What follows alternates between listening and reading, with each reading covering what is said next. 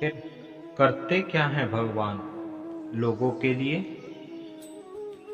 द्रौपदी के स्वयंवर में जाते वक्त श्री कृष्ण अर्जुन को समझाते हुए कहते हैं, हे पार्थ, तराजू पर पैर संभल कर रखना, संतुलन बराबर रखना, लक्ष्य मछली की आंख पर ही केंद्रित हो, उसका खास ख्याल रखना।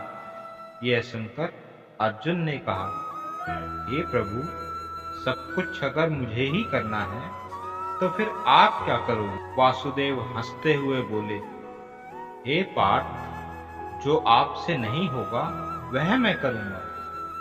पार्थ ने कहा, प्रभु, ऐसा क्या है जो मैं नहीं कर सकता। वासुदेव फिर हंसे और बोले, जिस अस्थिर, विचलित, हिलते हुए पानी में तुम मछली का निशाना साधोगे, उस विचलित पानी को स्थिर मैं रखूंगा। समझे मित्रों। कहने का तात्पर्य यह है कि आप चाहे कितने ही निपुण क्यों न हो, कितने ही बुद्धिमान क्यों न हो, कितने ही महान एवं विवेकपूर्ण क्यों न हो, लेकिन आप स्वयं हर एक परिस्थिति पर पूर्ण नियंत्रण नहीं रख सकते। आप सिर्फ अपना प्रयास कर सकते हो, लेकिन उसकी भी एक सीमा है,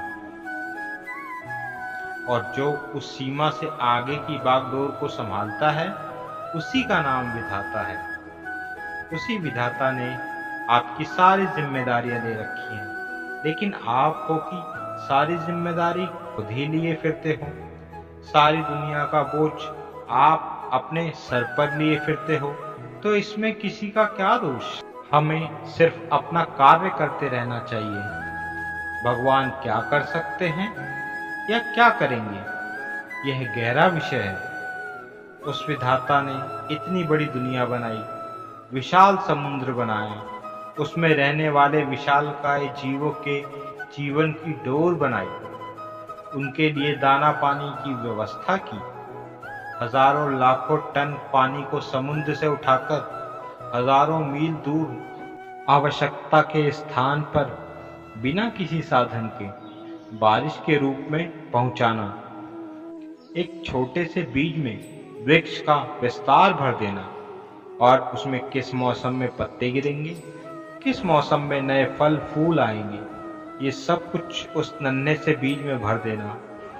उस विधाता ने चींटी से लेकर विशालकाय हाथी जैसे जीवों का दाना पानी उसकी व्यवस्था के हिसाब से किया है। उसमें विश्वास रखकर कर्म कर। जो तुझे नहीं दिख रहा है वो उसे दिख रहा है। जो कुछ तुझे मिल रहा है वो तेरे भूतकाल का फल है, और भविष्य तेरे वर्तमान के कर्म के बीच पर टिका है। इसलिए परेशान और हैरान मत हो। जो कुछ मिल रहा है वो तेरे द्वारा ही किया हुआ कर्म का फल है, और उस विधि के विधान में सब नियत है। यहाँ राजा और रंक सब तेरे कर्मों का फल है। उसे किसी को राजा और किसी को रंक बनाकर कुछ नहीं मिलेगा। वो सब तेरे द्वारा बोए गए बीजों का ही प्रत्यक्ष फल है। वो सदा परम है। वो तेरे साथ अन्याय नहीं होने देगा, विश्वास रख।